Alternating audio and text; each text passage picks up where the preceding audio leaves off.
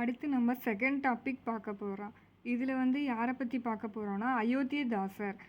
இவர் திராவிட இயக்கத்தோட முன்னோடி. இவ்வியக்கத்துக்கு புதிய பாதையை காட்டியவர் அயோத்திதாசர் தான். இவர் ஒரு முதல் தலித் தலைவர். இவரோட பிறப்பு என்ன அப்படின்னு பார்த்தோம்னா மே 20, 1845 கோயம்புத்தூர் காத்தவராயன்கிற கிராமத்தில் இவர் பிறந்தார்.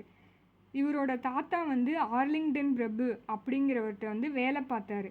அதனால் அவரோட குடும்பமும் குலமும் கிராமம் இதெல்லாம் ரொம்ப வெளிச்சத்துக்கு பிரபலமாக அடைஞ்சிச்சு. அயோத்திதாசர் இளம் வயதிலேயே இலக்கிய புலமையெல்லாம் பெற்றிருந்தார்.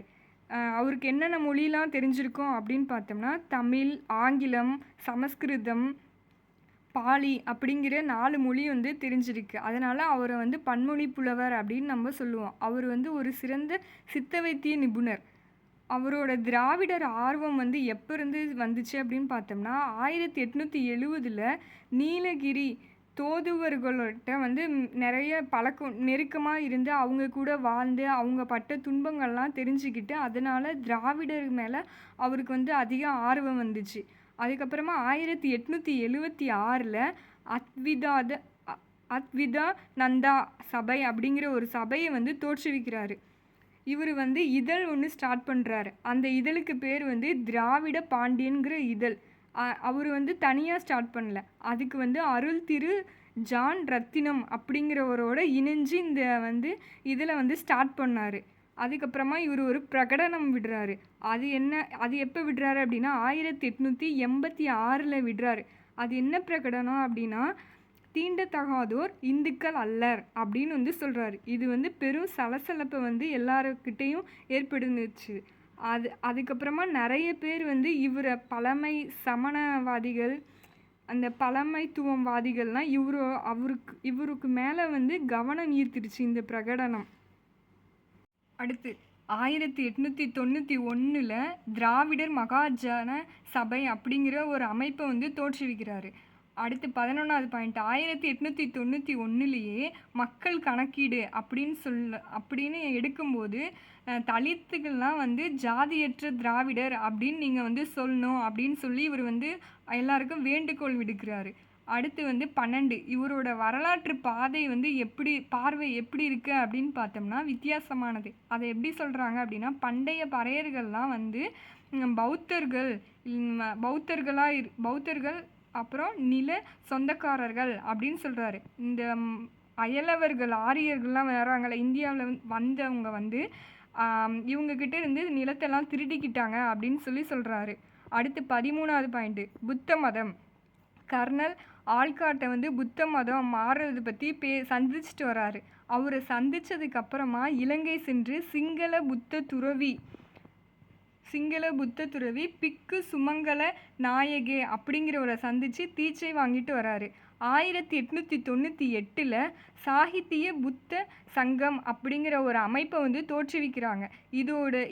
இதோட அமைப்பு பல கிளைகளாக தென்னிந்தியா ஃபுல்லாக பல இடத்துல இருக்குது. இந்த எல்லா சங்கங்களையும் மொத்தமாக சேர்த்ததுக்கப்புறம் இந்திய புத்த சபைன்னு சொல்கிறாங்க. அடுத்து 14வது பாயிண்ட்டு 1907 ஒரு பைசா தமிழன் அப்படிங்கிற செய்தித்தாளை ஆரம்பிக்கிறாரு. இவர் 1914 69வது வயசில் இயற்கை எழுதுறாரு.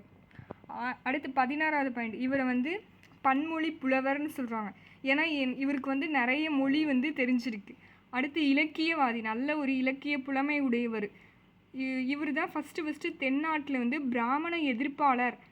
இவர் தான் ஃபஸ்ட்டு பிராமணரை எதிர்த்து பேசினவர். அதுக்கடுத்து 17வது பாயிண்ட் ஆதிவாசிகளும் தமிழர்களும் திராவிடர் வழி வந்தவங்க அப்படின்னு சொல்கிறாரு.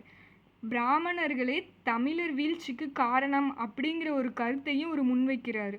அடுத்து தலித் எழில்மலை அப்படிங்கிறவர் இவர் யார் அப்படின்னு பார்த்தோம்னா மத்திய சுகாதாரத்துறை அமைச்சர். இவர் தலித் சாகித்ய அகாடமி என்னங்கிற ஒரு அமைப்பில் அயோத்திதாசரோட எழுத்துக்கள்லாம் கொண்டு தமிழர்களிடையே திராவிடத்தை பற்றி வளர்க்கிறாரு. அடுத்து இவரே தான் தலித் எலித் மலை அப்படிங்கிறவர் தேசிய சித்த வைத்திய ஆராய்ச்சி மையம் சென்னையில் வைக்கணும் அப்படிங்கிற கோரிக்கை வைக்கிறாரு. இதை யார் இந்திய குடியரசு கட்சியோட தலைவர் சே.கு. தமிழரசன் அப்படிங்கிறவரு அந்த ஆராய்ச்சி தேசிய சித்த வைத்திய ஆராய்ச்சி மையம் அவர் வைக்கணுங்கிற கோரிக்கைக்கு இவர் போராடுறாரு. அடுத்து 22வது பாயிண்ட்டு, செப்டம்பர் 3, 2025 சென்னை சித்த வைத்திய ஆய்வு மையம் வந்து ஆரம்பிக்கிறாங்க. சென்னையில் வந்து சித்த வைத்திய ஆய்வு மையம் வந்து ஆரம்பிக்கிறாங்க.